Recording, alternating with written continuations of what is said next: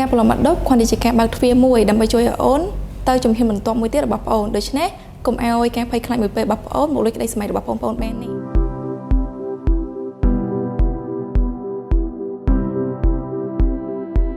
ជំរាបសួរអ្នកទាំងអស់គ្នានាងខ្ញុំឈ្មោះរ៉ាសវណ្ណសុពណ៌ជាអតីតសិស្សនិទេស A មកពីវិទ្យាល័យហ៊ុនសែនស្អាងសប្តាហ៍នេះនាងខ្ញុំក៏ជានិស្សិតឆ្នាំទី1សិក្សាជំនាញអប់រំភាសាអង់គ្លេសនៃសាកលវិទ្យាល័យ Western សាខាតាខ្មៅផងដែរតើអញ្ចឹងនៅសល់តែប្រហែលថ្ងៃទៀតទេមែនទេការប្រឡំបាត់ដប់នឹងខិតជិតមកដល់ហើយតើបងប្អូនកំពុងតែបារម្ភភ័យហើយមានអារម្មណ៍ថានឿយហត់មែនអត់ប៉ុន្តែបងចង់ប្រាប់ថា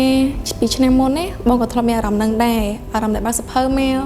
មើលសភៅមេរៀនអត់ចាំធ្វើលំហាត់ក៏អត់ចេញហើយពេលខ្លះស្រាប់តែមានអារម្មណ៍ថាចង់យួចយំម្នាក់ឯងទៀត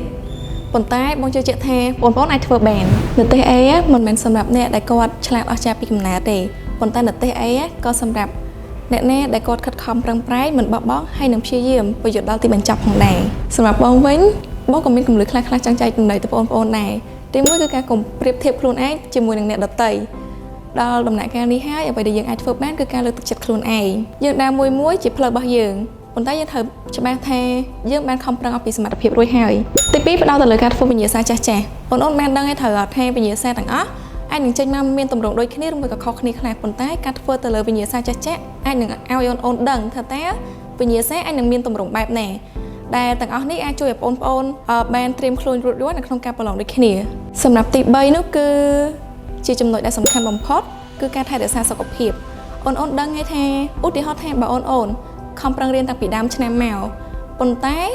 ស្រាប់តែមានបញ្ហាសុខភាពសួរថាតើបងប្អូននឹងស្ដាយថ្ងៃប្រឡងរបស់យើងអត់ចម្លើយនោះគឺប្រកាសជាស្ដាយហើយអញ្ចឹងដើម្បីឲ្យការប្រឡងប្រព្រឹត្តទៅរលូនអ្វីដែលយើងអាចធ្វើបាននោះគឺខំញ៉ាំខំគេងឲ្យបានគ្រប់គ្រាន់ដើម្បីត្រៀមខ្លួនឲ្យបានរួចរាល់ទៅលើការប្រឡងរបស់យើងការប្រឡងបាត់ដប់គ្រាន់តែជាការបើកទ្វារមួយដើម្បីជួយឲ្យអូនទៅជំហានបន្ទាប់មួយទៀតរបស់បងអូនដូច្នេះកុំឲ្យការភ័យខ្លាចមួយពេលរបស់បងអូនមកលួចក្តីសម័យរបស់បងប្អូនបែបនេះ